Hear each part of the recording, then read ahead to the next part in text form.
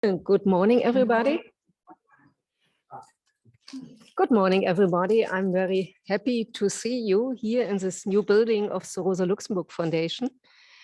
I don't know how much you know about the Rosa Luxemburg Foundation. Also, we are one of the political foundations in Germany, and that means that all parties in the German Bundestag, all democratic parties in the German Bundestag have the possibility to organize their own political foundations for political education. And that was rooted by the history, German history, and to make stronger the different tendency in Germany, political tendency, include also the radical left.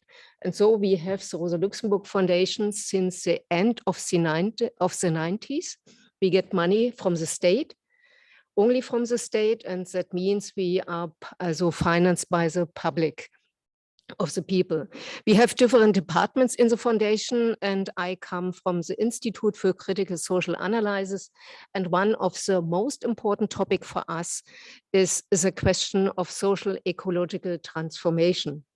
And concerning this topic, we published a lot of books, especially the convention of the automotive sector. It is really important because German industry, especially the export industry of Germany, is very strong connected with the automotive industry. And that means when we are speaking concrete about social ecological transformation in Germany, the conversion of the economy is connected with this sector.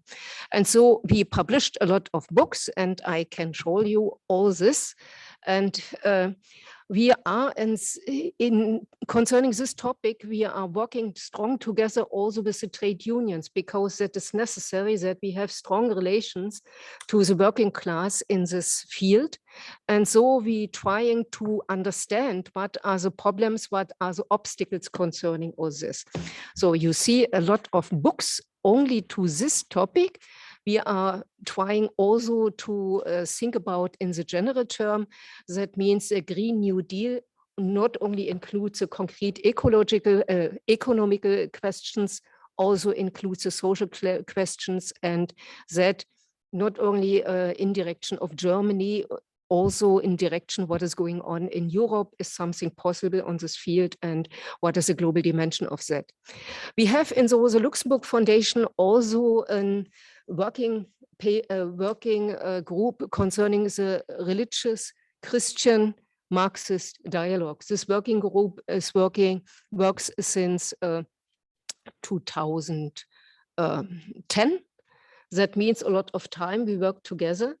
And we are also present, the Rosa Luxemburg Foundation, for example, to different church events, especially the German Protestantic Church Day. It is a big event with 300,000 people, and we present in this event with our own program, with our own ideas, also this day. At the same time, we are working also on the European field, and also in this field, we are working to the transversal dialogue. That is a name for the dialogue, Christian Marxist or Christian Socialist dialogue. And in the last years, we published with the dialogue project, Europe as a Common, and we thinking about the social ecological transformation concerning the European field. And I want to give you, this publication is the newest one from 2020, concerning also the, include also the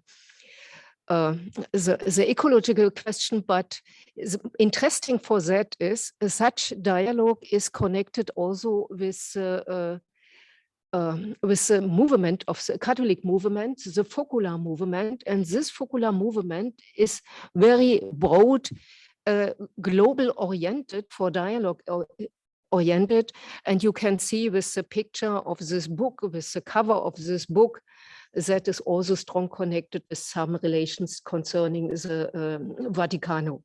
So, and I work is the last what I want to say you. I can speak about the foundation a lot of time, but I want to stress not only this topic. That is a magazine, Luxembourg is a magazine of the Rosa Luxemburg Foundation, especially of our institute. And the last edition, and it is the last edition, is about this topic today. And that is the reason that I want to give it you. And I work also in this time as a co-president of the European Network Transform. And that means we publish every year a yearbook. And I will offer you to read this yearbook in also with ecological questions inside.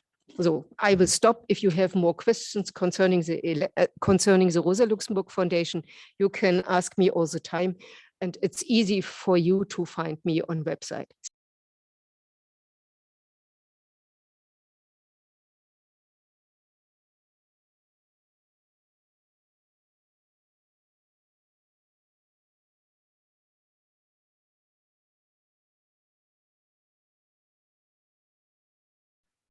There's no voice for us. If someone could turn the mic on, sorry.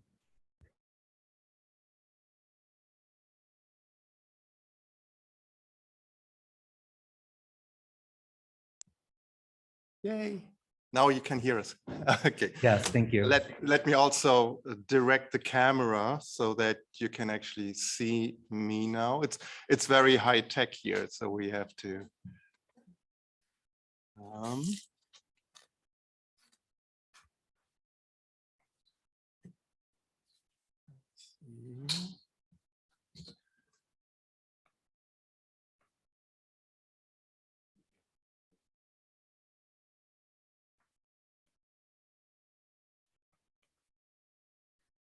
Okay. Yeah. It's, theoretically, it's okay. Okay, I think that should do. Thank you so much. It's wonderful to be here. Thank you for the invitation to be at this wonderful place, the new rooms of the Rosa Luxemburg Foundation. We're very happy to have this event as a co-sponsored thing with the Rosa Luxemburg Foundation and Counterpoint. And it's also a global event today. My host, I should say, I'm Coco von Stuckrad. I'm one of the co-directors of Counterpoint, Navigating Knowledge, and my co-director, Whitney Baumann, is on Zoom. He's in Indonesia right now, and he's taking care of the Zoom meeting. It's wonderful to have this as a joint venture here. I'm also happy to, not only because I'm really fond of what the Rosa Luxemburg Foundation does, but also because the vision that the foundation has and the vision that Counterpoint has is very closely related. And that's also wonderful to do something together, in the sense that we both are interested in these intricate relationship between social questions, political questions, ecological questions, and also religious questions, even though that is not maybe the main interest of Rosa Luxemburg in the first place. But it's interesting to see how these dimensions of cultural or identity and worldviews and all other terms that come up when you talk about religion also are very important. And because the relationship between religion and economics and politics is often under-researched, it's a little bit under the radar, although if you look a little bit closer, then you see that it's so much, so influential, actually. And it doesn't matter if you like religion or not. That's not the question. The question is how we take seriously the identity marker that religion is, and the worldviews that are connected to them.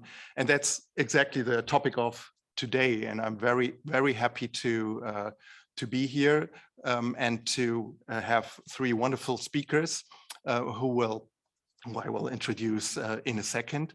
Before I do that, let me just point out that we will have this as a hybrid meeting set up, thanks to the excellent technology, and I will learn the moving of the camera. It doesn't have to move so much anymore after this, I guess. But we have the technology in a very, very good setup so that we can have a conversation with the room and with the people in the Zoom. world.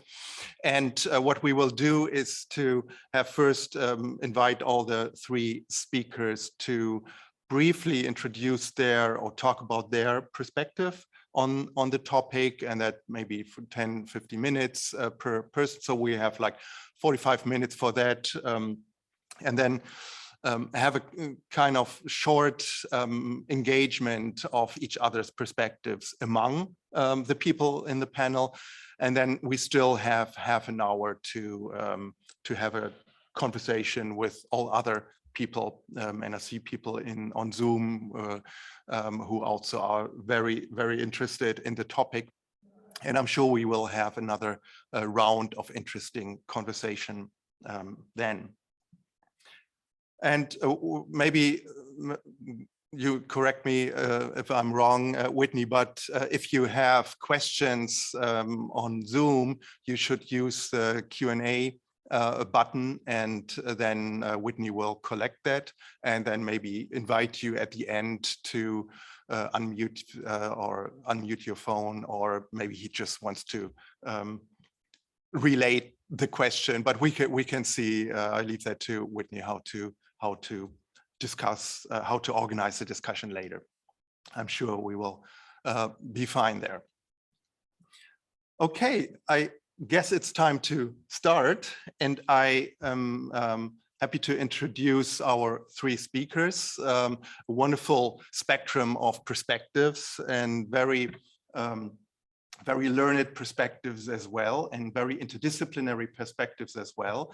We have three speakers, and I introduce all of them, and then you can just go on with your presentations. The first speaker will be Professor Marcia Polly. She teaches at the New York University in New York, obviously, and held the Mercator guest professorship in theology at Humboldt University Berlin. And she's in Berlin regularly to have this, to work on this guest professorship at Humboldt University, and that's also why she's here in the room. We're very happy to have you here. She's written many books, like 14 books or something, a very prolific writer, and her latest book is White Evangelical and Right-Wing Populism. How did we get here? And that is something that resonates, of course, with the topic very, very closely, and I'm sure we will hear more about that.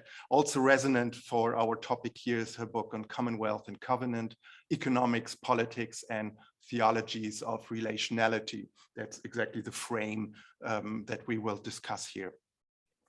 Then we have Annika Rieger. You have to move the camera.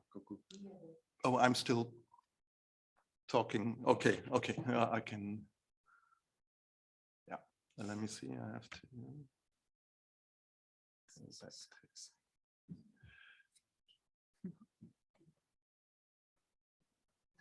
Okay.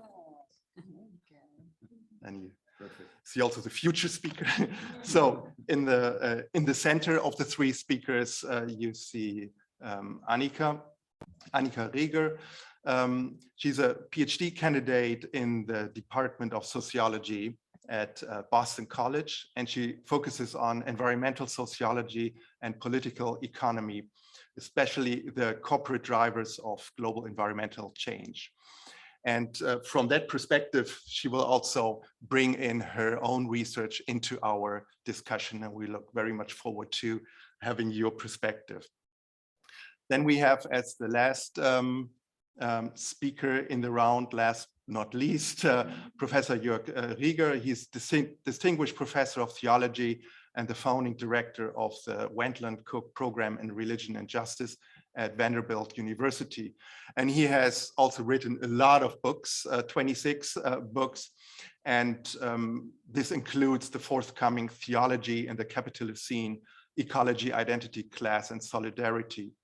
And among these publications, there are many contributions to our discussion, of course, and therefore I'm extremely happy to have you here today as a speaker and contributor to our discussion.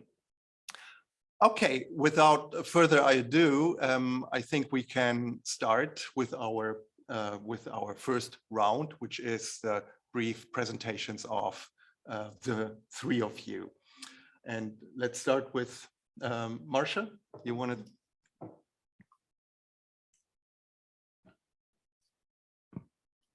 So is this good?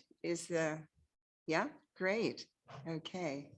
So first, let me begin with thanks to the Rosa Luxemburg Stiftung for having us here today, and for Coco and Whitney for pulling this together and organizing the whole program. And thanks also to all of you in person and online for joining us.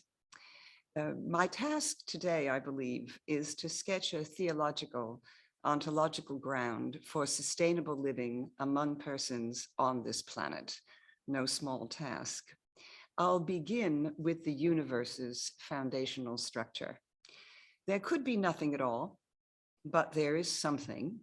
And the reason for the existability of anything is the transcendent something or other, which some people call God. If you don't like God, call it something else.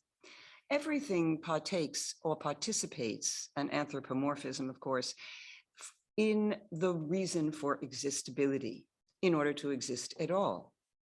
So there is a foundational relation between each particular existing thing and the transcendent.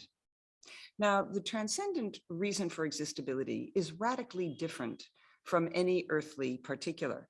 Differences in materiality and immateriality, finitude and infinitude, the transcendent is out of time and space. Thus, the structure of existence, the premises of existability at all, is distinction. Each particular is radically different from the transcendent, amid relation, foundational relation to the transcendent reason for existence. Distinction amid relation as the foundational grammar of existence.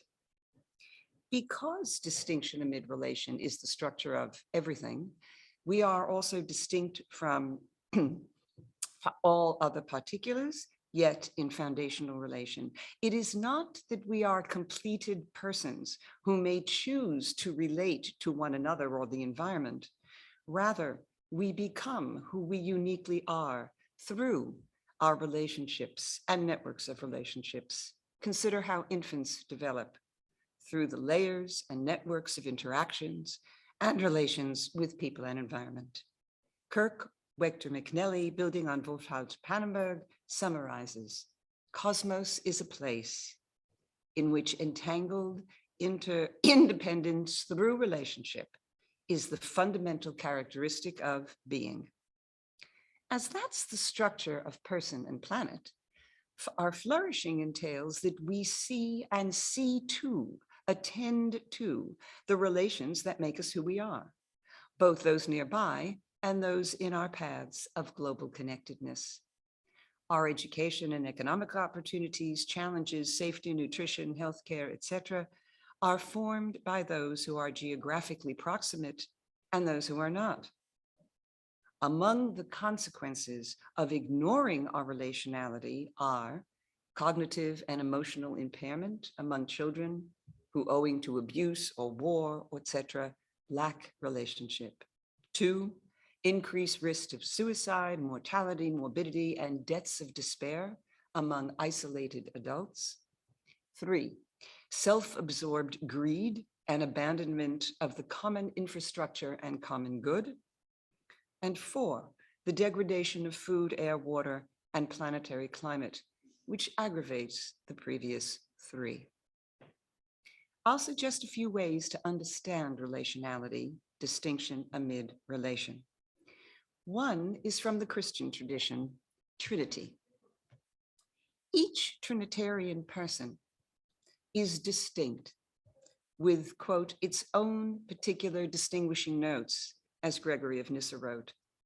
Yet each is also who he is through relation with the other Trinitarian persons. The Father is not the Father without the Son. Edith Stein, the German Jewish philosopher who became a Carmelite sister, notes that for the persons of the Trinity, I am is identical with I am one with you and with we are. As humanity partakes of this source of existence in order to exist, we may say that we partake of the triune community. We are in the image of these Trinitarian distinct persons in relation. The imago, as we are in the image of God, is communal, not solitary. In the Jewish tradition, we may look at covenant, a reciprocal relationship for the flourishing of the other. Unlike contract, which protects interests, covenant protects relationship and community. The source of our covenantality is twofold. First, we partake of the relational structure of existence. We are in the image of a relational covenant-making God. This is our nature or identity. Second, we are in a covenantal relation with the transcendent. This is the kind of relating we do, our activity, both our identity and our activity. Covenant presupposes moral agency. In a relational universe where covenant is a reciprocal bond, not only God, but each person is responsible for sustaining it. The Hebrew Bible does not depict a chaotic universe of gods cavorting through their sexual and warring adventures, but rather it depicts a moral universe where ill comes to those who violate the moral law, who violate covenant among persons, as in the Noah and Sodom and Gomorrah narratives. Moreover, everyone is responsible for sustaining relationship, not just the king or priests. For example, the Hebrew Bible provides every reader with explanations for its laws because it addresses its readers as, quote, capable of moral reasoning, as Christine Hayes has written. Robert Bella writes, covenant is, quote, a charter for a new kind of people, a people under God, not under a king, a people ruled by divine law, not the arbitrary rule of the state, and of a people composed of responsible individuals. We are responsible for each other in covenant in our environment. Who's in the covenantal loop? Consistent with the idea that relationality is the structure of all existence, the Bible answers, all the nations. God's covenant with Noah is with all humanity. The covenant with the patriarchs, repeated 3 times, is, quote, for the blessing of all the nations.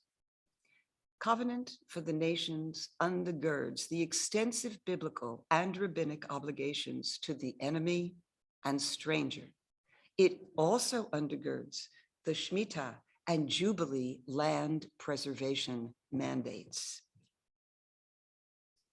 My third source of relationality comes from evolutionary psychology and biology, which understands Homo sapiens as a, quote, hyper-cooperative species.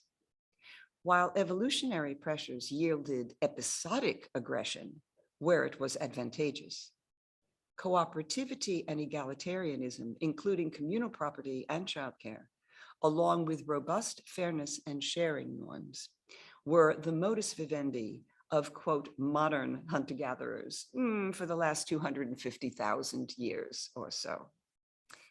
To begin, relationality and cooperativity were key to the species' our own cognitive and emotional development. The playful mimicking and exchange of facial expressions and gestures between human infants and their kin and non-kin caretakers creates, quote, a unified, common, intersubjective space. Each stage of human cognitive and emotional growth comes from this interaction to arrive at what Sarah Hrdy calls emotional modernity, the capacities to grasp and coordinate with the attention, intention, and emotions of others in order to sustain relationship, feel safe, and learn about the world. Michael Tomasello adds that joint attention and intention yields role reversal and recursive thinking. Recursive thinking is I know that you want me to know that you know, etc. These allow tasks, role reversal and recursive thinking allows tasks to be separated from actor and distributed to various persons, and so form the capacity for complex collaborative endeavors. Michael Tomasello writes, the key novelties in human evolution were adaptations for an especially cooperative, indeed hyper-cooperative way of life. That's evolutionary psychology. Evolutionary biology too knows substantial cooperativity. As Richard Wrangham writes, quote, physical aggression in humans happens at less than 1% of the frequency among our closest ape relatives. We really are a dramatically peaceful species. Indeed, Sarah Hurdy talks about are traveling on public transportation, and she notes, put 250 chimps in an airplane for 9 hours, and you will have a bloodbath, I add, and not complaints about the choice of movies. Benefits of hypercooperativity include improved food gathering, protection from other animal predators, and other collaborative projects, as well as more equitable resource distribution, yielding greater longevity from more people and thus greater chances at reproduction. When Donald Pfaff writes that Homo sapiens are, quote, wired for goodwill, close quote, he is not suggesting an absence of competition or aggression among hunter-gatherers. After all, fossil and archaeological evidence shows both episodic aggression within the group and opportunistic raiding between groups. But rather, Pfaff understands that early life as including episodic aggression amid evolutionarily selected egalitarianism and cooperativity, because cooperativity was in most contexts advantageous within groups and between them. To be sure, aggression between groups arguably might be more frequent than within them. But in the absence of stored surplus goods that might be useful to outsiders outside the group, and with only infrequent passing contact, chances of the success of aggression were low, and hunter-gatherers embarked on aggressive raiding only when, on those occasions, chances of success were high and risk of harm to themselves was low. Indeed, among Pleistocene and Holocene hunter-gatherers, persistent food scarcity made cooperation with other groups the better survival strategies. As more people live if you don't fight each other and may later reproduce, and the chances of succeeding in a hunt, for instance, rise as groups work together. Indeed, Lee Clare et al. Find, quote, no conclusive evidence for intergroup fighting in the early pre-pottery Neolithic, and they warn of the bellicosification of prehistory. While fossil material shows evidence of trauma to the body, little of this trauma can be identified as systemic aggression, as distinguished from episodic aggression, accidents, friendly fire in hunts, harsh initiation rites, etc.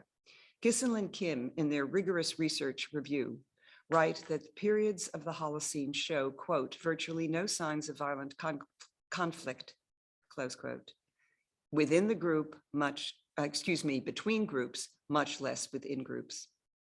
The most proximate explanation for the shift from hypercooperativity to severe systemic aggression that we see today is the advent of agriculture and sedentarism. These allow for regular surpluses ever present for plunder.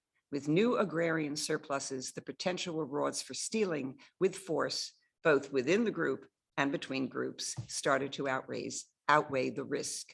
This in turn enabled resource hoarding and monopolizing and the development of inequality and hierarchies. Peter Kapler the evolutionary biologist, explains, hunter-gatherers forage cooperatively, share what they hunt or collect, and consume it on the spot. Agriculturalists don't rely on cooperation. They produce surplus stock for themselves, which can be taken by force. In sum, the last 200,000 years of modern Homo sapiens were one of hyper-cooperative activity, interdependence, relative egalitarianism, and covenantal sharing norms. We gained much from agriculture, but we also lost our understanding of the self as a necessary dependent relation with others. Our wisdom traditions have been trying to train us back to a cooperative self-understanding within covenantal relations. And I propose this as a ground for our economic and environmental policies. Among those who understood this was the supposed guru of greed, Adam Smith, who proposed that in all markets, as in all of society, each of us should, quote, endeavor as much as he can to put himself in the situation of the other and bring home to himself every little circumstance of distress which can possibly occur to the sufferer, close quote. Adam Smith, Theory of Moral Sentiments. Thank you very much for listening. Thank you so much for opening up this the discussion with this rich perspective. I hand over to Annika Rieger for the second perspective. Thanks for starting us off. And I would also like to echo all of the thanks to our organizational sponsors and then everybody who is watching on Zoom or in person. So I'm Annika Rieger, as was already said, and I'm kind of sandwiched in the middle here to provide a social science perspective on the relationship between the economy and environment before we get back to religion again at the end. So I'm an environmental sociologist, and this is a relatively new field in the social sciences. And since my field really cohered in the 1980s, its main focus has been to identify the societal drivers of climate change. My own work is mostly quantitative, but I do also do a little bit of qualitative computational analysis. I just want to give a little bit of background on what I'm doing to kind of explain my perspective on this topic. So my current research is studying nation-level determinants of corporate carbon dioxide emissions, and I focus a lot on regulation, economic organization, and civil society pressure, of which I think religion is a really important component. Overall, my research interests lie in identifying mostly socioeconomic factors that are associated with reducing these emissions at the corporate level, because that's the level where the majority of emissions are produced. And mostly what I want to touch on today are kind of the two major theories that my field has come up with to kind of explain from a social science perspective the problem that we have today, that is climate change. And these two theories identify the same key driver of the issue, but they draw very different conclusions about what is to be done to solve the problem. So the first theory is the treadmill of production, and the second theory is ecological modernization. And from the name alone, you can probably guess a little bit about what they're about. Both theories identify the economy as the key driver of climate change, and in particular, capitalism in its current form. But they differ in identifying what it is about capitalism that is harming the environment, and thus they also differ in their ideal solutions. The treadmill of production theory argues that capitalism's dependence on economic growth, especially through increased amounts of production and extraction, means that this system cannot be rehabilitated. We can't fix it. Instead, we need to get rid of it and introduce something new. Ecological modernization theory, in contrast, argues that capitalism's externalization of the environment has discounted its value. So this means that we're not, putting a dollar amount on environmental harms. And if we were to do so, the system might be able to be reformed, not only with this more accurate environmental accounting, but also with continued technological innovation. So there's been a lot of back and forth in my discipline in particular about which of these two theories is correct. And it's an important distinction because the solutions are so different. If the treadmill of production is right, then system change through social movements would be the ideal strategy. So youth-led movements like Fridays for the Future or activist groups like Extinction Rebellion are really popular examples of what could bring about this kind of change. But if ecological modernization theory is right, then political change through democratic government is the ideal strategy. And many current nation-level initiatives like carbon taxes or cap and trade fit this particular model. But it's not just a debate in sociology. There's also been a debate between the United States and Europe in particular.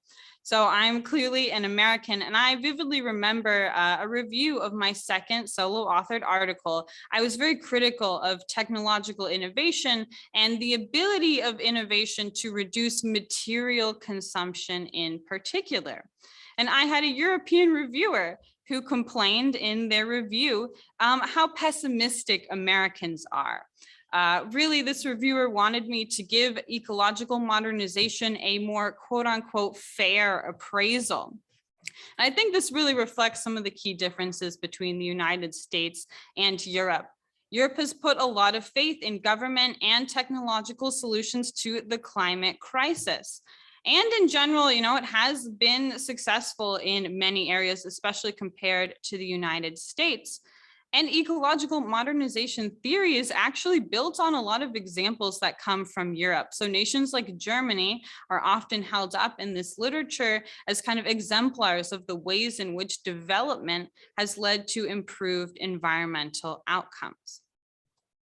But from my own perspective in the United States, we also had a very similar faith. We were all very hopeful that a new president would mean some real change with regards to implementing climate policy. But especially with recent developments, we can all see that that hasn't really happened. And it didn't happen in the administrations of the past 30 years, which were run by Democrats. It didn't happen with Clinton, didn't happen with Obama, and it hasn't happened with Biden. So maybe it's no wonder that Americans are pessimistic that government will be able to do a whole lot, especially with some of the very recent erosions of bodily autonomy and environmental protections at the national level. So another limitation of this ecological modernization approach is that I think it's quite slow and it leaves a lot to chance. We're already feeling the effects of climate change and waiting for all nations to follow a path to development, resource intensive or not, is just not really feasible. While technological innovation might be very important, we do need to move away from fossil fuels as soon as possible for both environmental and, has been recently obvious, also geopolitical reasons. Relying on developing technology in the future to help, develop other nations or absolve us of our sins here in the present with all of our emissions and consumption, that's just a bad idea to push it off into the future again and say, we'll fix that later, especially because there are a lot of things that we could be doing right now. So to go back to my earlier example, carbon taxes are really popular because they are intended to internalize those costs of environmental degradation. So right now, corporations in particular don't have to pay for the damage that they're causing to people and the planet. And these taxes would be a step in the right direction, but they're limited to exactly which kinds of harms they would be internalizing. So one major limitation is that it's only harms that are the result of carbon dioxide, which is the main kind of emission that is leading to climate change, but it is not the only thing that is hurting our planet right now. And it's also only going to impact emissions that are produced after the tax is enacted. And part of the problem with global warming is the high concentration of emissions already in our atmosphere that we still need to do something about, even if we could curtail all future emissions. This doesn't mean that the treadmill production theory is without its own limitations. A very common criticism, especially from ecological modernization theory, is that it doesn't really offer a lot of examples on how to get from our current system to a new system, or what that new system would even look like. Ecological modernization has plenty of examples, like I said, especially here in Europe, but the treadmill production doesn't have that same kind of current national example to lean on. And changing an economy is a really tall order, especially when governmental reform in particular is seen as a very temporary solution. But there are a lot of social movement groups that are doing important work right now that we can support. And I think these efforts should be better highlighted to avoid the pessimism that this theory is so often accused of. So of course, popular examples are those that I already mentioned, like these social movements such as Fridays for the Future or Extinction Rebellion. But I think there are other efforts that are explicitly working towards creating a different future that could also be recognized. So one major example is worker cooperatives, going back to the discussion already of cooperation and how inherent that is into human nature. They offer us an opportunity to reorganize our economy, which would address this root problem of climate change as identified by the treadmill of production. Another example are indigenous-led movements that are working to prevent new oil pipelines, wells, and other fossil fuel infrastructure. And this is, of course, key to prevent further locking in of a very carbon-intensive future, which again is seeming even more likely right now with all of these geopolitical concerns about access to oil and gas. On a personal note, I started my research program focusing on the economic determinants of national carbon dioxide emissions.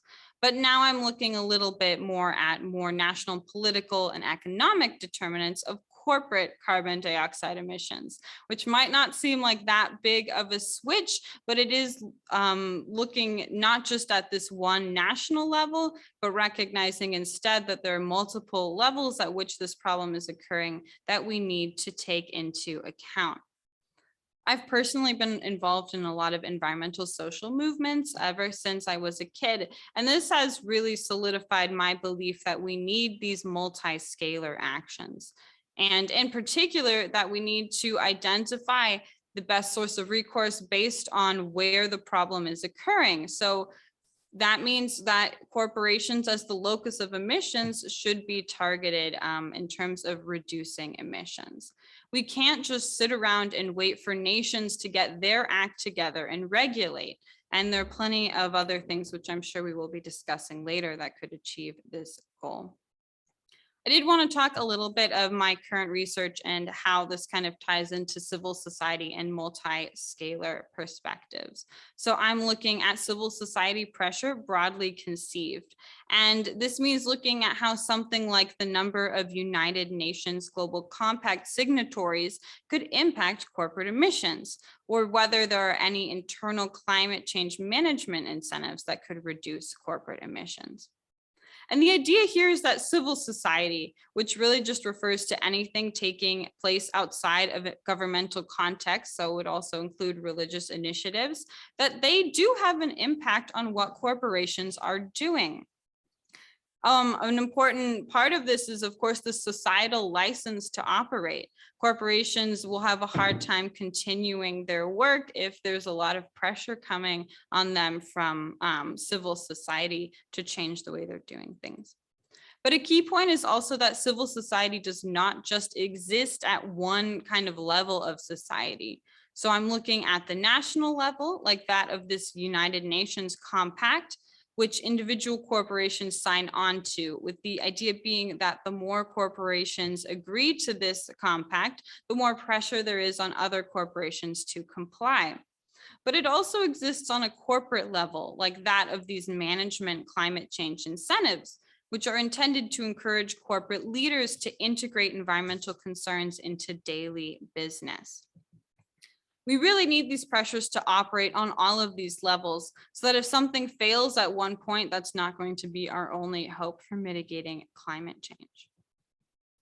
So basically, to wrap it all up here, I wanted to touch on the precautionary principle, which I think is quite popular here in Europe, and it's not really that popular in the United States. But the main idea is to try and avoid harm. And many reasons that we've been kind of hung up on dealing with climate change is some people are really worried about harm to the economy. And they think fighting climate change will hurt the economy and that will be a big problem. But I think a larger harm is that which is already being felt by people and the planet. If we want to take precaution, it should be to absolve that harm. While ecological modernization might not do enough to solve these harms, we can still apply some of the strategies that it suggests, because as I've already stated a couple times, I think we really need to do everything we can to fight climate change.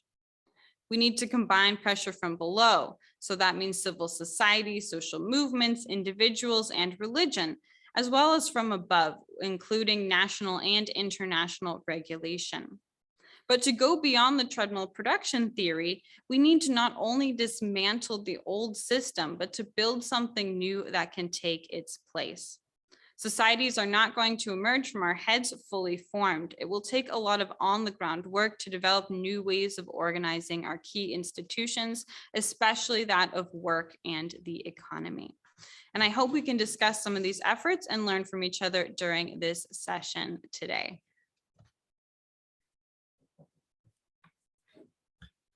Thank you so much for this important argumentation and this enriching of the basis of our discussion. I'm sure we will come back to these points. Before that, I'd like to hand over to Joerg Rieger. Thank you, Coco. Thanks again to everybody who is involved in this conversation.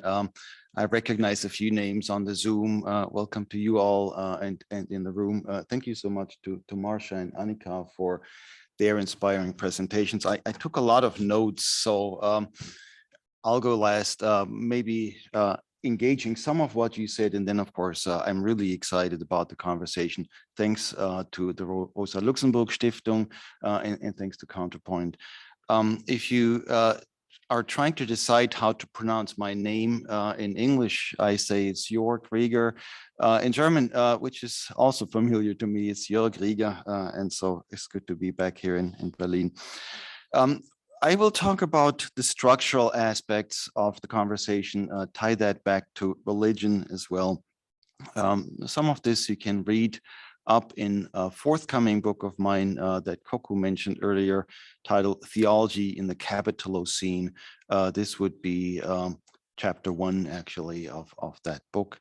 I'm talking about the Capitalocene, which is not a term that I invented, but picked up from the conversation, because it seems to me this is the proper name of the geological age in which we find ourselves. You all heard the terms Holocene, which are used, of course, for the recent geological period. And then some people say, well, from the Holocene, we move directly into the Anthropocene, when human beings are the ones that are shaping the fate of the planet. The truth, of course, is human beings are doing that.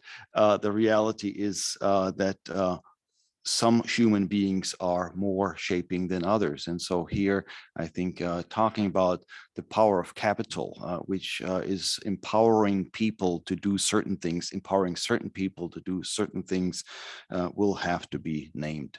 So when it comes to the climate crisis, it seems to me we have to think about the structural problems first. Just one number here I want to put out that was also in the description of the event. 71% of current CO2 emissions that go up into the atmosphere, 71% of current CO2 emissions can be traced back to the interest of 100 large corporations. So if you're worried about CO2 emissions and the effect on climate change, you have to think about the interest of 100 corporations. This is also to say and to underscore that the problem is primarily a structural one. It's not as much an individual one as we're led to believe. Currently, you will have a lot of critiques at the individual level. One, of course, is expressed as consumerism. Others complain about individualism. Supposedly focusing on individuals as the cause for climate change. One expression of this you will find in carbon footprint calculators, which are the calculators according to which you can compute your carbon footprint, how much your emissions of CO2 are, what they're amounting to, and so on. But an interesting fact here is that these carbon footprint calculators were initially developed by the fossil fuel industry. It was British Petroleum in particular that introduced those carbon calculators into circulation, and that now continues to push their use. Now, not to say that these calculators are not very useful, but the interests have to be recognized. It is the interest of the corporate world that wants to push the responsibility onto the individuals. And I think this is misplaced to a large degree. The same is true for the critique of consumerism. This is a common critique where consumers are blamed for overconsumption without recognizing the structures that keep people into this consumerist mindset and spirit. So keeping in mind the structural as well as the personal causes, I think, is really crucial. But then the question is, if the problem is structural, what would a structural response look like? How do we become aware not only of what we're up against, but how we can respond? The basic phenomena that go into this structural problem here might be described as exploitation and extraction. One might say that that which exploits people is also what exploits the planet and vice versa. And of course, extraction could go the same way, right? That which extracts resources from the planet is that which extracts resources from people as well. So there's a close relationship. And as some economists have argued, both labor and nature are considered cheap. They're both considered externalities in the neoliberal economy. Both labor and nature are to be used to create profits for a certain group, mainly the stockholders and those who are most interested in economic success. So conversations about exploitation and extraction then point us back to the economy as one of the major players. Now here today, we're talking about economy, ecology, and religion, and I'll get back to religion in just a moment. But let me talk about the economy here for a minute, because for some strange reason, it seems to me that is the element that has a huge impact on the problem, but that is somehow under-reflected in the conversation. There's some, going back to Annika's presentation, that would assume that the problem can be solved by political power. The structural problem has to be addressed politically, is the assumption. But I would argue that political power cannot be built without at the same time building economic power. The economy has an interest in where we are at the moment. If exploitation and extraction are major factors, we have to take this seriously. Any political response will have to consider economic responses as well. Secondly, the problem cannot be solved by religion itself either. This may come as a disappointment to religionists such as myself and theologians. But if the problem goes back to economic structures, religion itself has to think about its own relationship to economic powers. This is true today, but not only today, also in history. We came to Berlin here via the interstate that goes by some of the central places of the Reformation, Wittenberg, Eisenach, Erfurt. And in this area, this is something I learned recently. There were mining operations at the time of the Reformation. And it turns out that these mining operations and the interest of the mining operations also had an interest in the Reformation. So while everybody knows that the Reformation, as it happened historically in Germany, was supported by politics and the nation states, the states and the princes and the dukes, few people realize that the Reformation is also connected to the extraction of mining and the money that was produced in this way. In other words, what I'm trying to say is we really have to think about how religious, political, and economic forces are always intertwined. And of course, that then becomes the problem that we have to solve. How do we introduce solutions that bring these various components together? So let me talk specifically about religion now. I think what we're learning as scholars of religion and theology is that handling ideas is not enough. Simply producing more ideas on top of other ideas will not get us to the solution if there's a connection to politics and economics. We need to look at where and how religious ideas are produced. A colleague of mine, an Indian theologian by the name of Joerg, put it this way in a book, if you want to look it up, Alternatives Unincorporated. He argues that the subaltern oppositional gaze, I'm quoting from his book, the subaltern oppositional gaze does not begin with grand ecological and cosmological visions and narrative. Rather, it begins with issues of survival and livelihood. This is his suggestion for how do we get to the alternatives, beginning with issues of survival and livelihood. And I'm picking up on this, arguing that our political and our religious visions have to begin there as well. In this context, of course, we have to realize that the role of religion is different in the United States and in Europe. There are differences that you may be aware of. In the United States, I think we are clear about the principle of the separation of church and state. But there is very little idea in the United States that religion might also have to have a safety wall between religion and the economy. So while we're separating church and state, we're not clear at all about the separation or possible need to separate church and the economy. In Germany, on the other hand, of course, there are also firewalls between church and state, but the Landeskirchen and church related to the public are much more common. So here there are certain questions of how religion functions, but in both cases, I would argue religion generally typically functions in favor of the status quo. So how do we come to alternatives? How do we find political and economic alternatives that are tied to religion? Well, first of all, these alternatives are not mere ideas. I would argue that certain alternatives already exist. Annika talked about worker cooperatives, which in the work that we're doing at Vanderbilt University in the Wendland Cook program are closely tied to developing religious ideas and religious communities. So for us, tying worker cooperatives and religious communities together is one of our main efforts at this point. And you can look it up on our website, religionandjustice.org. That's the Wendland Cook program at Vanderbilt. The other thing that is part of this conversation is that we have to reclaim relationships. This goes back to what Marcia was saying. Thinking about relationships, of course, not just as personal interactions or maybe even just a matter of community, but thinking about relationships in terms of politics and economics, and to see how these things can be redeveloped, how they are already being redeveloped, and how to reinforce what's already happening.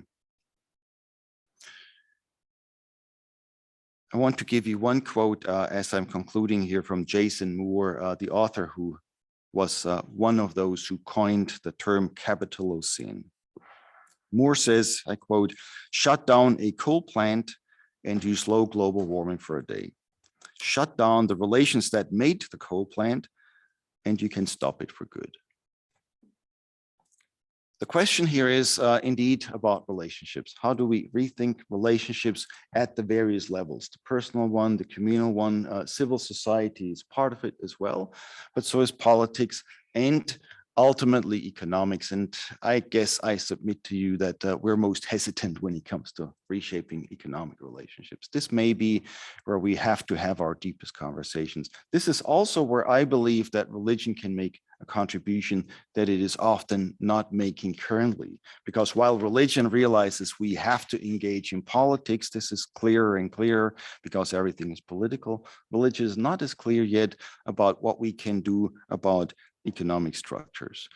This then eventually leads us to an interesting discussion of the green economy.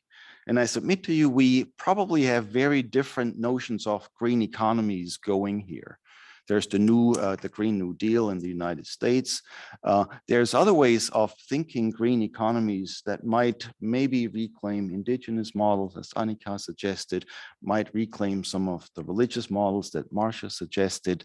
And I think this is where some of the excitement lies. This is where some of the organizing can happen that will get us to the structural questions that we're up against. So thank you very much, and I'm looking forward to the conversation. Thank you so much. I think these were wonderful. Let me zoom out.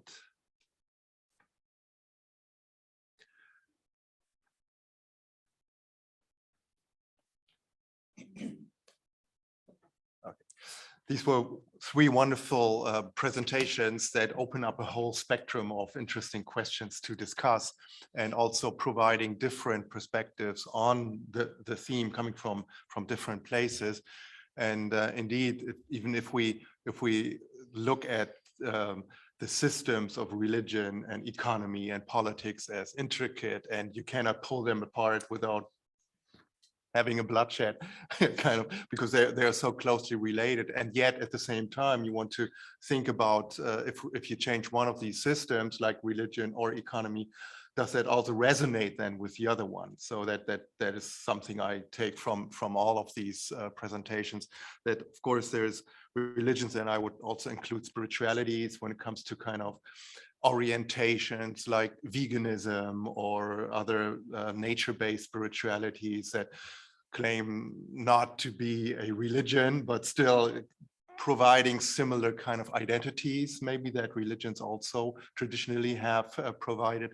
But all these markers of identity that are important to also to change behavior and to change attitudes toward the natural world, and also toward consumerism and all relations that we enter in consuming, and all these questions. So there are just these are just examples of topics that came up, I think, in the presentations. And I'm sure we will have an interesting discussion about that with the audience. Before we do that, I'd like to give the three panelists the chance to respond to each other, and maybe in the same order, if you agree that maybe Marcia starts with giving her kind of a response to the other ones very briefly, and then the others take over. Thank you, Coco. And thanks to the two other presenters. One of the great things about being on a panel is how much you learn from others. Thank you both very much. You know, Annika, you ended by saying, you know, we have to find new ways of organizing our economy, our ecologies. And it made me think, yeah, and maybe we have to find some old ways of organizing our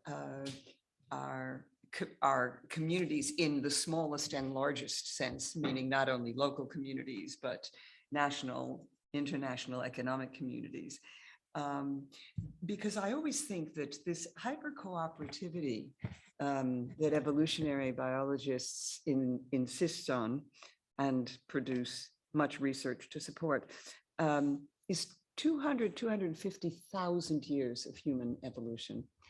And the last 10,000 years of sedentarism and agriculture is an eye blink in terms of human evolution. I wonder, speculatively, I wonder if our long experience of hypercooperativity is not somehow a resource to be tapped into and reanimated for recontextualizing our economies. No one is suggesting that we don't have economies. We all need economies, production and distribution of goods. The question is how. And I wonder if this long inherent, in fact, at the DNA level inherent, our very cognitive systems depend on relationality. Otherwise, we wouldn't have the human brains that we do. Whether or not this is something to be tapped into if we were willing to do so. The other thing that evolutionary biologists always point out to me is that it's not, hypercooperativity is not dormant. Most human life is highly cooperative. I mean, just stopping at the red and going on the green at traffic signals, being able to sort of get up in the morning and turn on, if you live in a developed economy, turn on your faucet and have water that you trust to brush your teeth is enormous layers and networks of cooperativity. So that's one thing that I wanted to highlight. I also just wanted to make a small point. Also, Annika, based on what you said about the distinction between Americans and not only Europeans, but people in much of the world and their relationship to whether or not they believe the government can help in sustainability. And Americans are very pessimistic. And they're very pessimistic because we have wariness and suspicion of government in the American political culture since the 17th century. After all, we were formed by immigrants who were fleeing oppressive regimes, often oppressive religious regimes. We were born in a revolution, and the harsh conditions of the frontier also reinforced a wariness of governments, trust in localism, trust in self-reliance.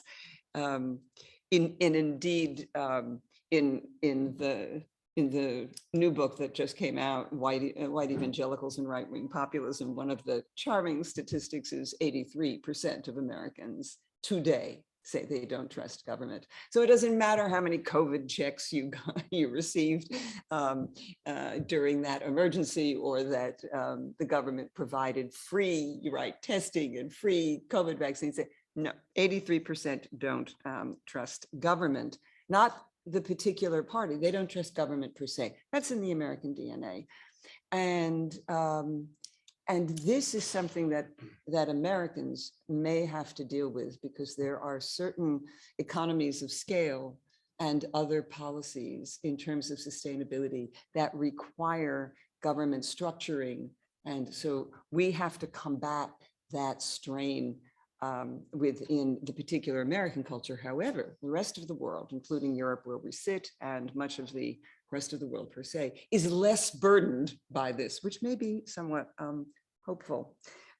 Finally, on an optimistic note, I in particular just wanted to close with the mainstreaming of environmental protection among a group you might not suspect pursues it, and that is white Christian evangelicals. 30 years ago, 40 years ago, that was considered a leftist liberal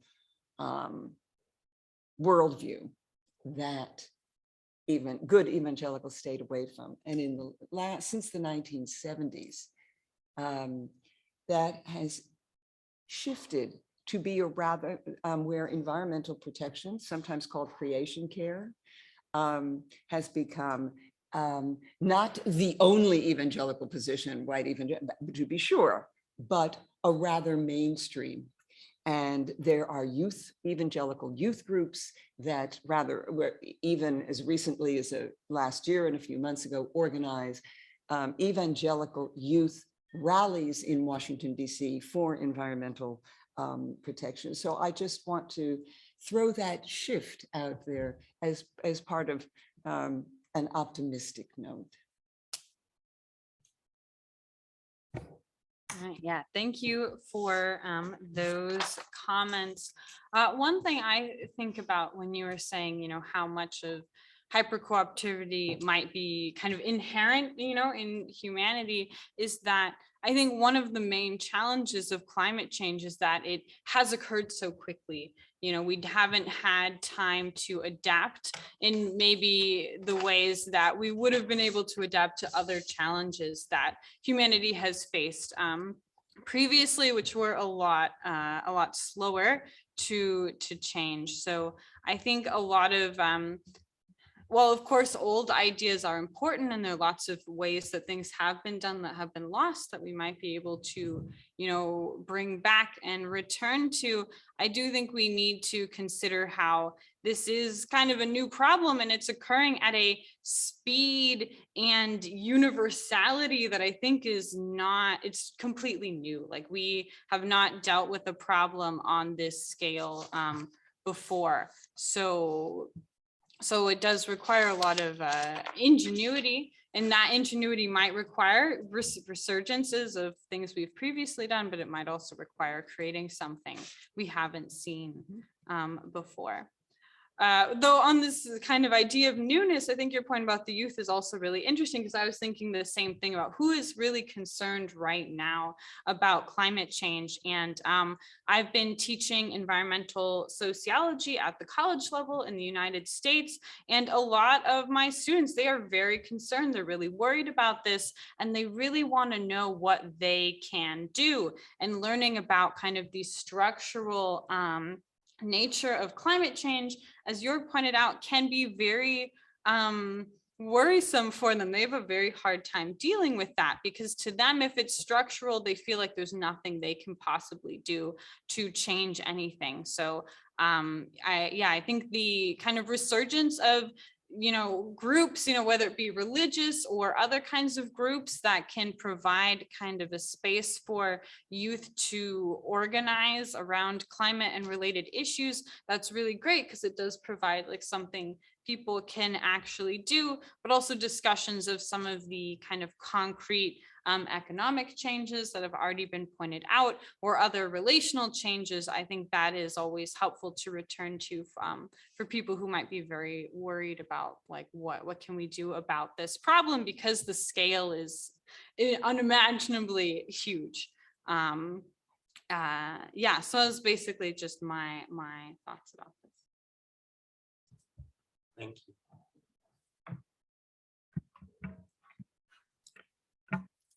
I'm really glad to be part of this conversation, because we are digging deeper than what usually happens, right?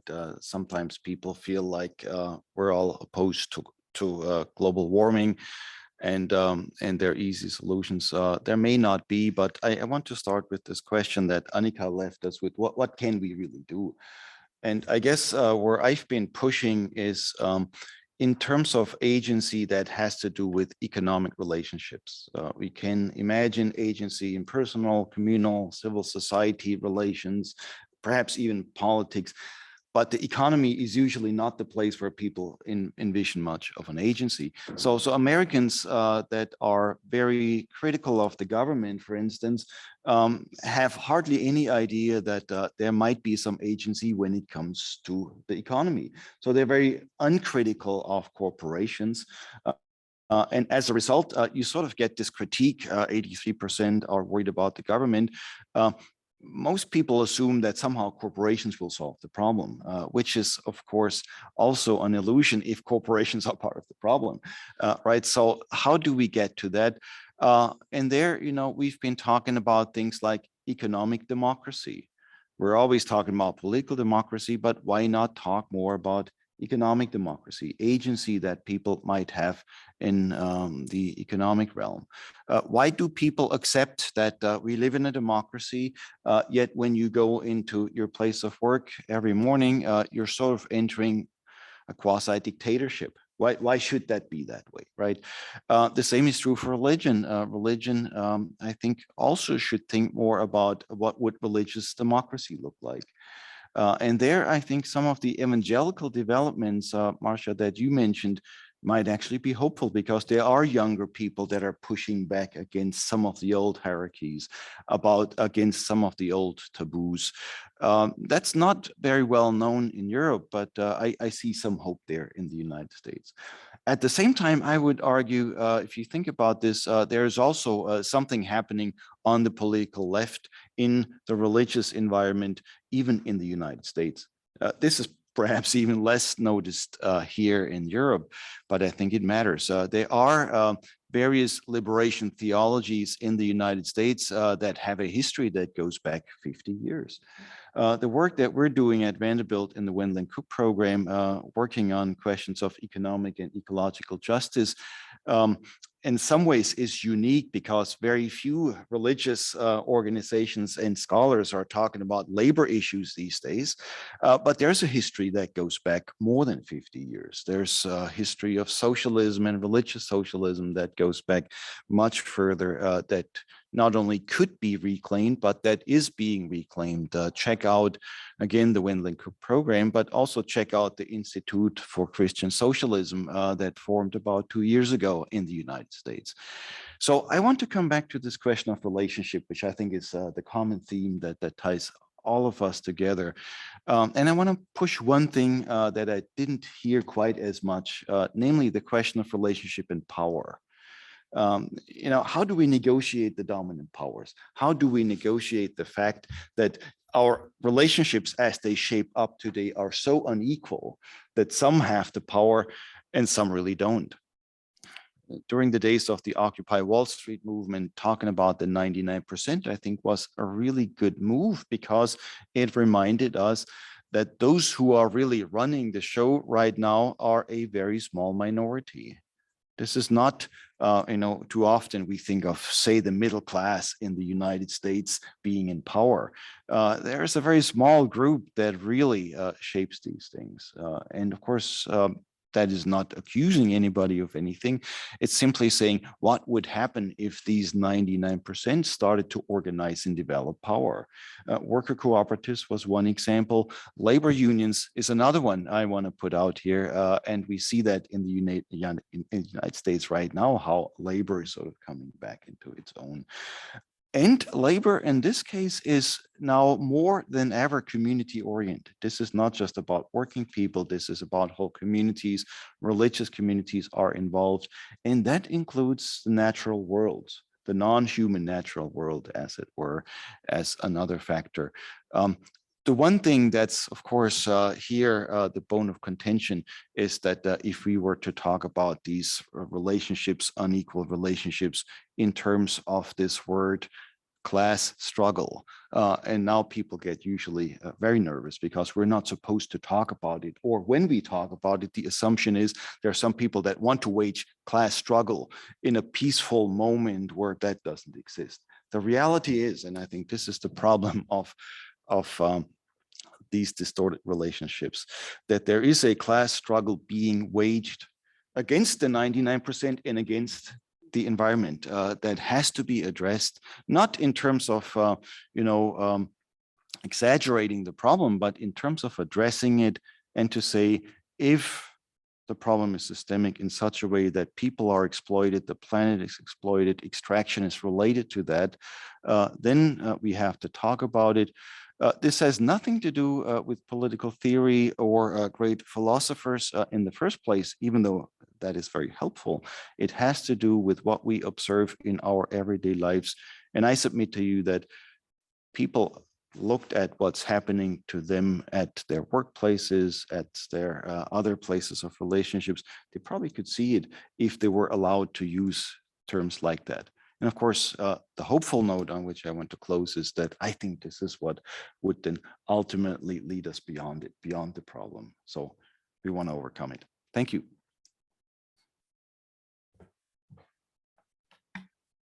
Thanks a lot. This is already really an exciting discussion, and that brings up a lot of interesting questions. I've seen that in the Zoom community, there are also a couple of comments already waiting to be raised and points to be added. And I'd like to invite Whitney maybe to moderate those questions that have come up. Maybe others will come up, and then we also have, of course, people here.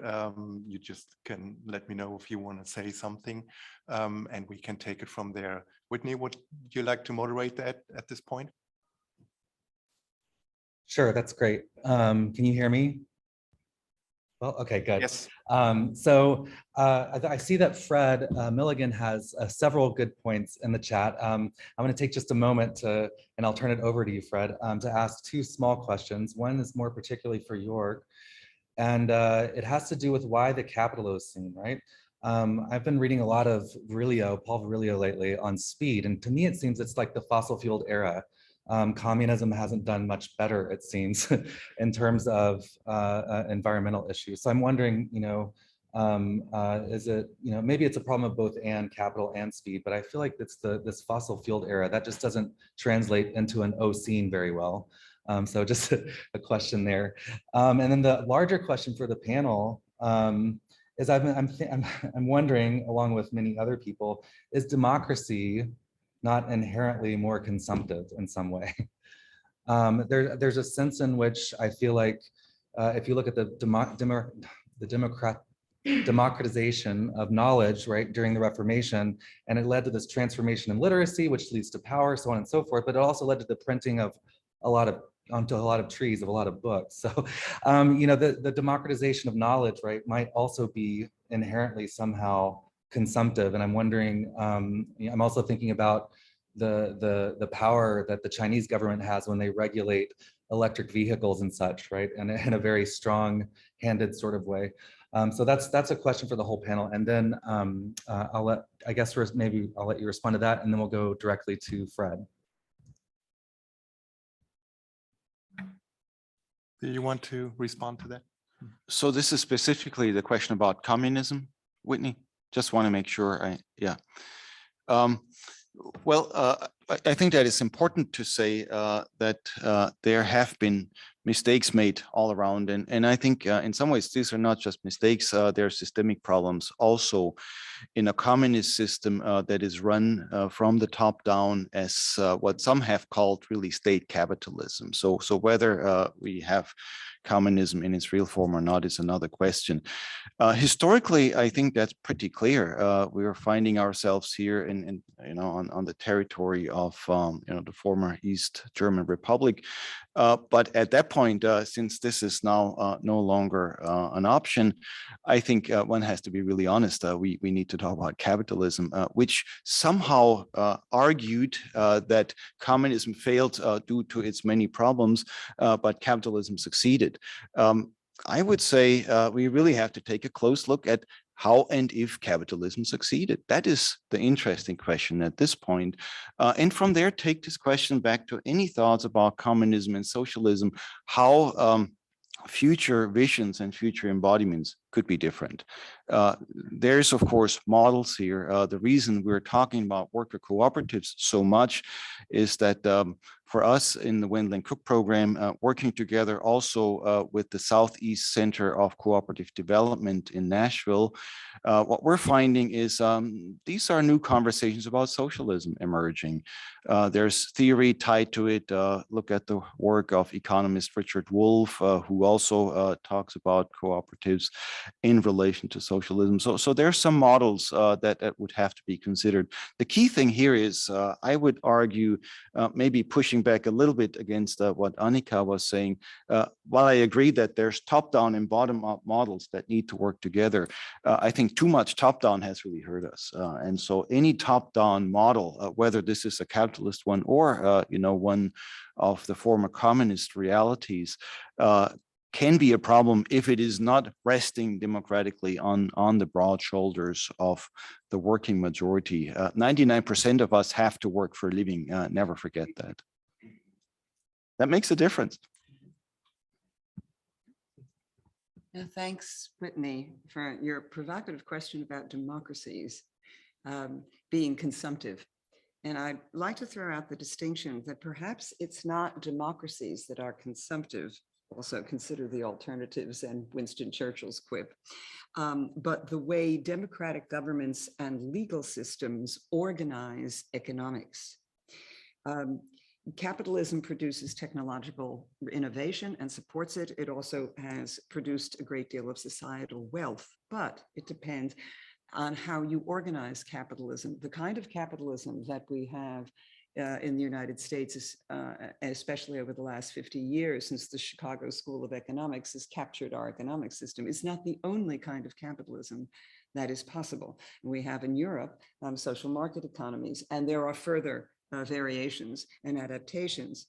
And capitalism is not, even in the United States, is not unregulated. It's highly organized.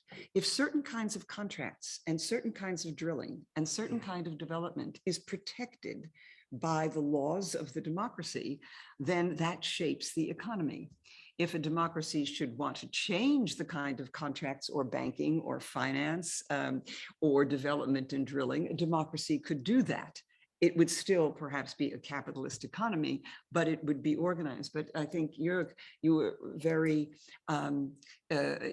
apt in saying that we don't have a neutral playing field. It is already organized by certain legal principles, economic principles, and worldviews. So my last note here is that people are motivated by the way they believe the world goes down. Sometimes that's called worldview or belief system, but that's what motivates behavior. And it's much more powerful than compulsion.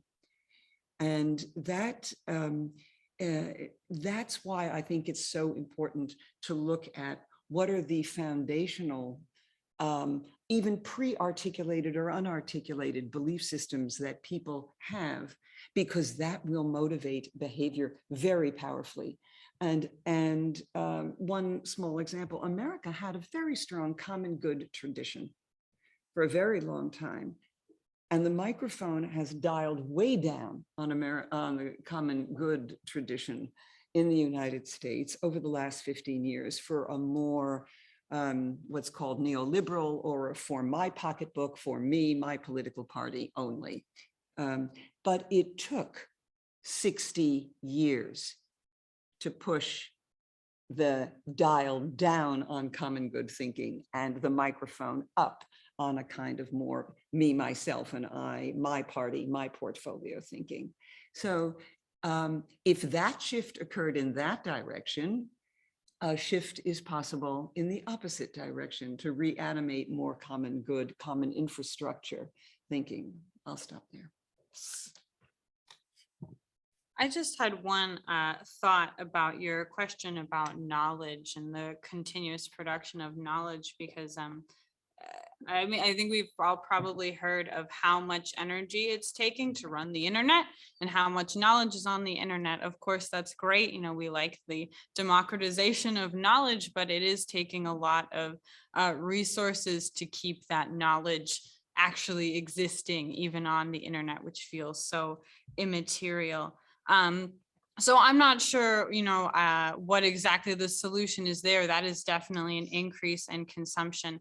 And I think in terms of, you know, energy use, there are alternatives for how we produce our energy that could potentially be, you know, made more sustainable. But with consumption more generally, not just talking about knowledge, there's been a lot of research in sociology that one of the things that really increases consumption is just a lack of time. When people are having to work such long hours, maybe 1, 2, or 3 jobs just to keep themselves afloat, that can really increase consumption. And when people have more free time, they can actually decrease their consumption because they have the kind of mental resources, but also time resources to, you know, cook or do other things that have less of a consumption impact. So changing kind of our economic structure, if that would also free up more kind of time for people to do other things and not just buy microwave meals with a lot of plastic, that could also be a change in consumption that wouldn't necessarily be a direct you know, you should consume less kind of top-down edict. Thank you so much to all of you. Those are really, that was really reflective engagement. I want to turn it over to you, Fred. You have a series of on-point points and questions in the chat, so the floor is yours. Thank you very much. I apologize for not remembering all the speakers' names. Um, but I just had some different random thoughts as I was listening, and that I made note of in the chat. And I didn't realize I would be asked to speak to these, but I'm happy to lift these up and ask for input. Should I go through all of my thoughts and then just ask for conversation from the panel? Okay, so my first thought was, how does the exponential increase in human population on the globe factor into these conversations?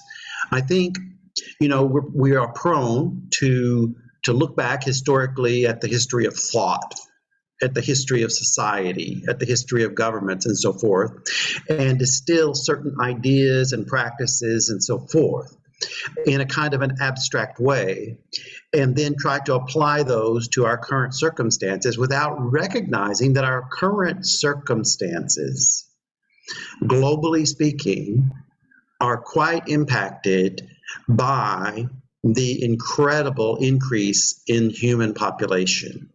So that would be something I'd be interested in hearing more about.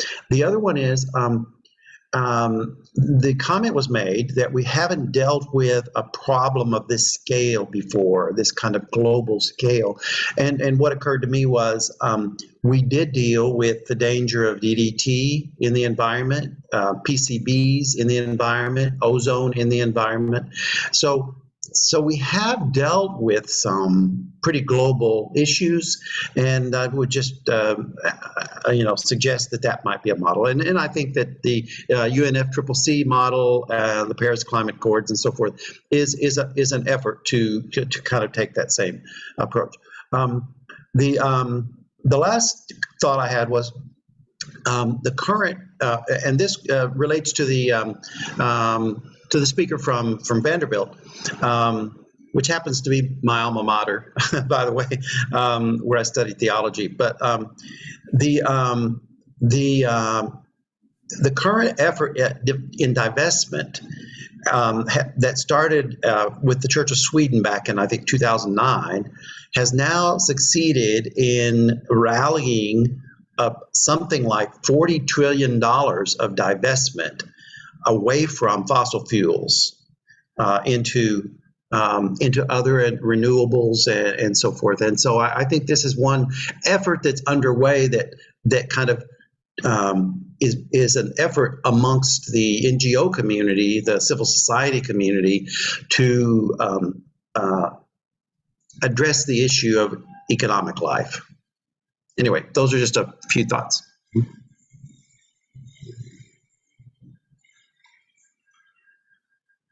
You want to respond?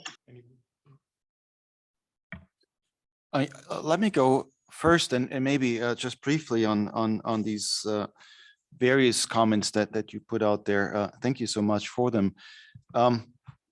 Global challenges, there have been other ones, and some of those, like the ozone hole and stuff, you could see how regulations were helpful. So that's back to Marcia's point about regulations, can go either way, but you of course have to have some political power. And my argument is you have to have economic power to have some political power, because if you don't have one, you probably don't have the other one for very long. This is a lesson that we've learned on both sides of the Atlantic. However, I think this current challenge is bigger because it addresses deeper systemic issues that cannot easily be regulated by political measures, because it has to do with the nature of the capitalist economy itself and the ultimate principle that it is producing profit ultimately for shareholders, stockholders. Once that happens, regulations are certainly helpful, but they only go so far.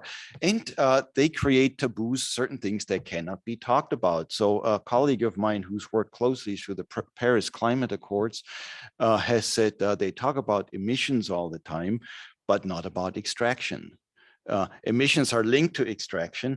And of course, they talk about exploitation, never. So these things have to be addressed, as I'm arguing here, in order to get to this. That's the point of divestment too. Divesting is certainly helpful. I'm in agreement with it. I support, there's a good deal of efforts happening at Vanderbilt right now. I support the students who do this. But the assumption sometimes is we fix a few small things and we get rid of the problem. This kind of global problem doesn't work that way. Pinning it back to population increase, I don't think is very helpful, because at this point, I think we still have the means and the resources to take care of everybody. So the fact that we have a lot of human beings is not necessarily the problem in itself, if we found ways of going back to what Marcia was talking about, this hyperconnectivity or hypercooperativity. I think there's probably a lot more space for people on this planet. So I'm not too worried about overpopulation. I just wanted to jump in really quick on the mention of DDT and ozone, because I think one thing that helped solve those problems relatively quickly was that it was caused by one particular product and not necessarily related to, a whole system's worth of production, not just emissions, as already mentioned, but also extraction. So with ozone, I think it was hydrofluorocarbons, some long chemical name, and the corporations already had an alternative and they just switched to a different chemical. DDT, they could just switch to a different chemical. So those were slightly different scale of a problem, because it was focused just on one product, and they had the kind of incentives necessary to come up with an alternative version of the product that basically did the same thing. So those were relatively easy fixes, because they weren't, as already mentioned, they weren't necessarily systemic problems, but more related to switching out one product for another. Just a quick note about the problem of population growth that we have today, sort of contra the Malthusian calculation. I think we somewhat more hopefully can also keep in mind that we today have technologies that for most of human existence didn't exist to limit population growth. In terms of birth control, but we also have technologies for food production, potable water, and protecting the environment. We have technologies today that we didn't have even 30 years ago, let alone 300 years ago, which can be deployed given the number of people that we have in the world. Again, depending on how we choose to organize our environmental / economic realities.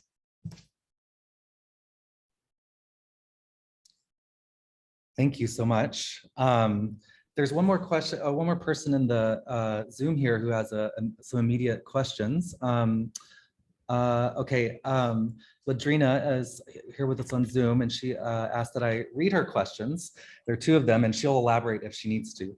I think social media also has a big impact on increasing the consumption, because there's always those trends. They ask you to try this or that, especially in the food, fashion, and cosmetic industry. So I guess the intense advertising around social media, but also social media also helps us maybe have some common ground. So what's the tension there? And then also about the economic and political power, I agree that we have to have the economic power to have the political power. I run a company in waste management, and Ladrina is in Indonesia, in waste management, and we are professionally approved on the system, but we often lose the battle with other companies that are supported by someone with a higher position in the government. Even their system hasn't been improved. Ladrina, you may want to say just a little bit more about your second question. I'm not sure that I got the full meaning there. Thank you. Thank you, Mr. Baumann. Okay, about the second question about the my waste management company. So we have a proven system by government, but we often lose the battle with other companies. And when we trace back the company, the company are supported by the higher level persons in the government. So we just lose the battle with other company that haven't been proven in the waste management, because my company can make the waste management to zero. We really recycle all the waste until it's zero waste. In the Banyumas already proven, and now Banyumas don't have any TPA. They don't throw the waste to the TPA. They manage to make the waste management on Banyumas. Thank you. Thank you. Let me respond to the second question really quick, because it I think relates to something I was saying. How do you build economic power? The most important thing I probably have to emphasize a bit more is it is really all about organizing. So if we think about, say, worker cooperatives are not very powerful unless they're organized in networks. So this needs a much broader conversation. And of course, we don't have time for that today, but some of these networks are actually happening, existing. There are histories of African-American worker cooperatives in the United States, which were actually quite powerful and quite productive, that were ultimately eliminated and erased because there's so much pushback. So what we're finding is, as soon as the 99% are building economic power, there's going to be pushback. So we have to be ready for the fact that building relationships in this positive way will lead to pushback. And so the question then would be, how could we be organizing? Now, we've already talked about labor, worker organizing. I think we need to talk more about companies organizing also, because there's a difference between a small company and a large conglomerate. A transnational corporation is in some ways similar to personal small business, but it is also very different. And so in terms of building solidarity here, I think the question would be very helpful to think about how smaller sustainable business would also be part of this broader organizing effort and the agency. As far as religion goes, I think religion doesn't really enter that conversation at any level just yet. But many people, especially in the United States, that would run corporate or companies like yours would also be religious people. And so, what's the relationship there of the community standing on the side of a sustainable company in opposition to the dominant company? Those would be some questions I would raise. And I think there's probably a way forward once we start organizing.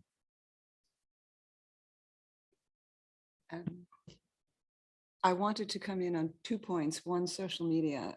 The social media sites. No, let me back up. Social media, as the question pointed out, is used for all ideas. So it can be used for consumption or the advertising, the cosmetics industry. It's also used by people trying to protect the environment.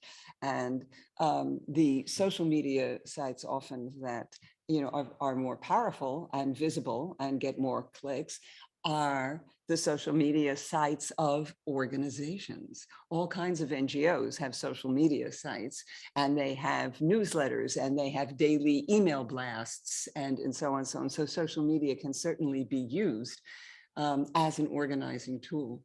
I also want to turn our attention to a word we haven't heard yet today, which is the question of education. In the broadest sense, something that here in Germany we might call Bildung, or values formation, not just does 2 + 2 = 4.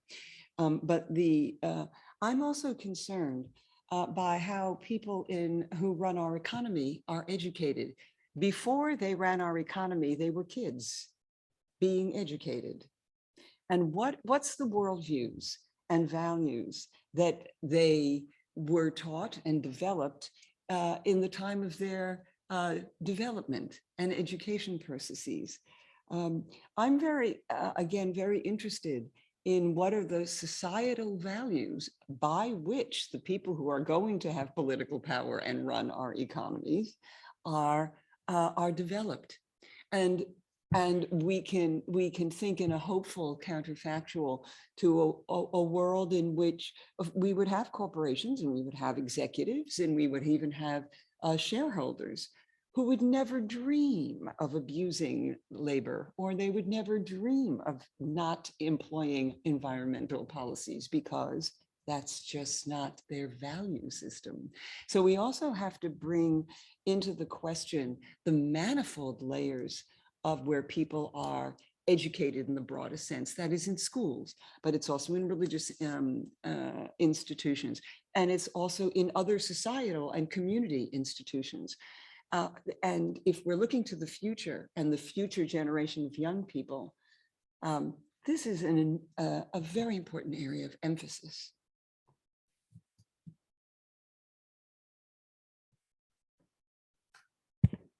Thank you. I'd like to zoom out a little bit here. I'd like to ask the people in the audience here if there are any questions, contributions, responses. Yes, please. I was wondering if you could say more.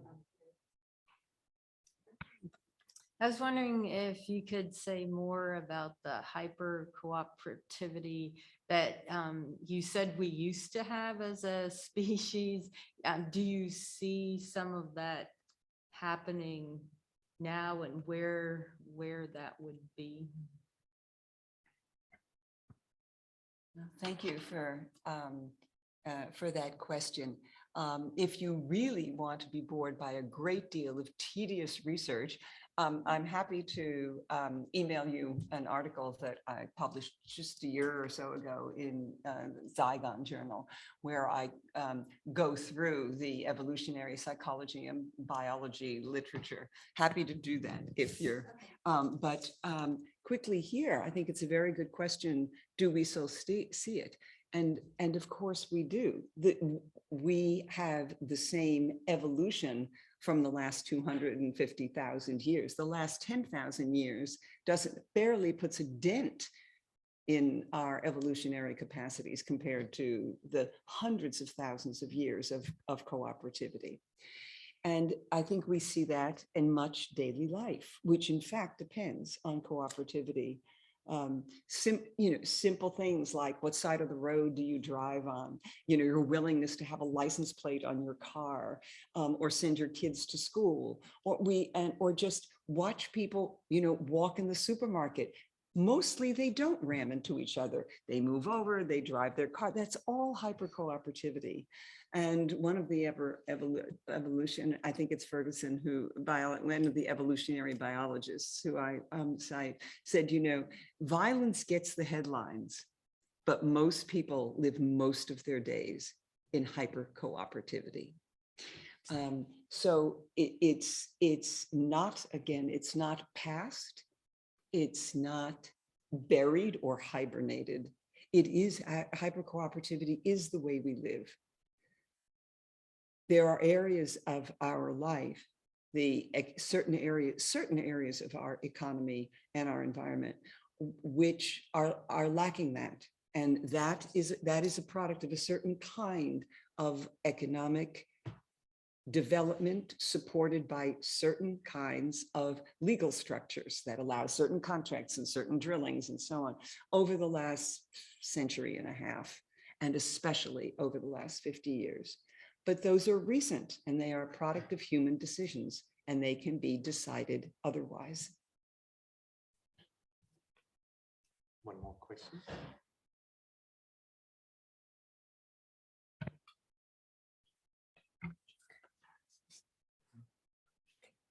At first, many thanks for your contributions and comments. I want to give you at first only small remarks concerning communist system, because I grew up in the GDR time and we are partly in this area. We are in the eastern part of Berlin. And the question of ecology was not, it was, and I think it's a good point from you, Joerg, to describe this as a question of democracy, as a fundamental lack of democracy. And the top down. Everything was under the leadership of the Communist Socialist Party. That means also you couldn't have a dialogue concerning these questions with social player, with the social society, with the social society in the same time and on the same eyes. And it was so underestimated, for example, and when the western part of the city were smoke, not in our part. It was so stupid, but that will show only that underestimating things. If you see all modern parties from the radical left in Europe, all modern parties have more or less the program of a social ecological transformation. That is in the constitutional element of modern left-wing parties in Europe. Also, the successful party, for example, in France, has developed a very interesting ecological program for itself. So, what I wanted to ask you, because we discuss this also in the transversal dialogue in the Rosa Luxemburg Foundation and also in Transform Europe, the question of commons. Is it also interesting for you discussion, the question of commons as a kind of alternatives? That is my first question. And the second question is connected with the current situation in which we are, with the Ukraine war. With the Ukraine war is also a kind of articulation, the questions, the transition between fossil system, capitalist system, and the post-fossil capitalist system. And that means we are in the transition between green economy, also transition into green economy, more or less without the social question. That is one. And the second is connected also with the war economy, with the fundamental change of the global system, also global value change. Do you have also this new tendency in our discussion reflected? Many thanks.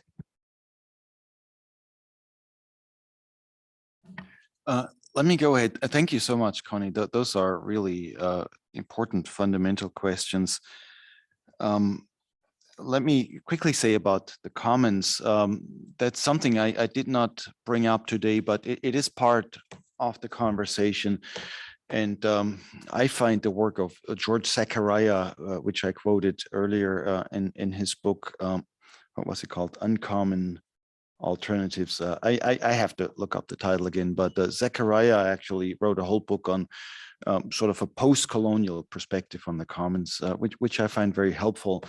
The thing, though, is, oftentimes the commons is seen as common property, is seen as, of course, land that's held together, that's used together and all of that. But in some of the conversations that I've seen, the labor conversation is not strong enough. In other words, what I would suggest in this context here, putting the commons in and the people actually that work the commons together, which is strangely absent. There's a new conversation in the United States about land. Of course, that goes back to indigenous conversations also. But strangely, whenever people talk about the land, they don't really talk about the labor and the land. So for me, this is one reason why I might overemphasize labor over against the commons. But once it happens in that context, I think it's more helpful. Your question about the post-fossil capitalist system, I think, is really sort of at the core of what we were talking about today, because it is conceivable that capitalism continues, simply moves away from using fossil fuel. I mean, sort of what Annika was saying when she talked about, DDT and some of the other issues. It could be conceived as just that, a technical issue. How do we get the economy running without or with less and less fossil fuel? The green economy without social concerns, I think, is a huge problem. There is no way forward, I would argue, to another world if the green economy basically assumes it can solve all these problems technologically. That's sort of the dream of the economic modernization theory, and Annika probably can talk a lot more about that. So from that angle, I think that has to be pointed out as a problem and not as a solution. And of course, when it comes to this post-fossil war economy, I must say, maybe I was too naive about this, but this is really a huge threat. And as we see now, it's a constant possibility that has to be addressed. Yeah, I just wanted to jump in on the question of technology, because yeah, that is a big component of ecological modernization, and this idea that we can kind of just transition to using renewable forms of everything that we're already doing right now. But of course, the problem with technology too is that it can even increase consumption. You know, when appliances become more efficient and cheaper to operate, we use them more often than we did when they were expensive to operate. So there are limitations there, that just because something becomes more efficient or transition to using other resources, we might just consume more of a different kind of resource, and it won't necessarily lead to the expected decreases, and it could even lead to newer problems. But I just wanted to agree as well with what Joerg was just saying, that the biggest problem I see with the faith in technology is that it is only addressing harm to the planet, which of course is very important, but there's still this harm to people that is not being addressed by just switching to renewable energy. And I think that would be important, you know, to take into account as well. Yeah. So actually, building on what both Annika and Joerg have said, I think the concern with the commons is dismissed if it is conceptualized as some kind of 15th century paradise before the land foreclosures, but rather common good thinking, very broadly, including modern common good thinking, like creating renewable energy, transportation, electricity, heat, but other that would power, hopefully in the future, our internet, which is can be a wonderfully positive development, but also common good thinking in terms of healthcare for all, daycare for all, good high-level education for all, freedom from pollution and environmental degradation for all, right? These are the 21st century common good topics. And I think this is how we need to conceptualize it and discuss it.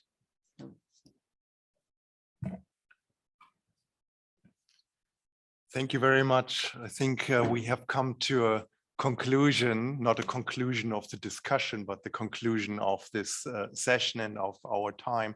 And I think we really, and you have raised so important topics also around relationships, relationality, more as an abstract term. How do we relate to each others, to also to consume and consumerism, and to the modern human world, and to the planet, and so on. And then also the question about organization. How do we organize this, and what is the function of organizations in this that we are part of? Even sometimes without knowing it, when we use social media or the internet and so on. But how to restructure our organization of relationality, that's certainly something that I take home from this. And I want to thank everyone once more, particularly for the speakers for their input, but also the people on Zoom. I think that was a very rich, enriching discussion that we had, and also the people here in the room. And I would like to thank once more the Rosa Luxemburg Foundation for its hospitality to have us here. And I'm sure we will brainstorm about further collaborative projects. I would very much love to have the conversation continued in some way or another. But for now, thank you, everyone. Also, thank you, Whitney, for hosting us on your Zoom account, and the recording will be provided soon.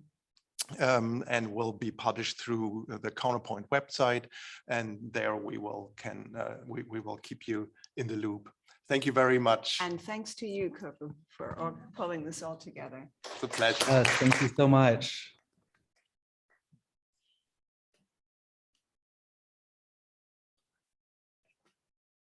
Bye.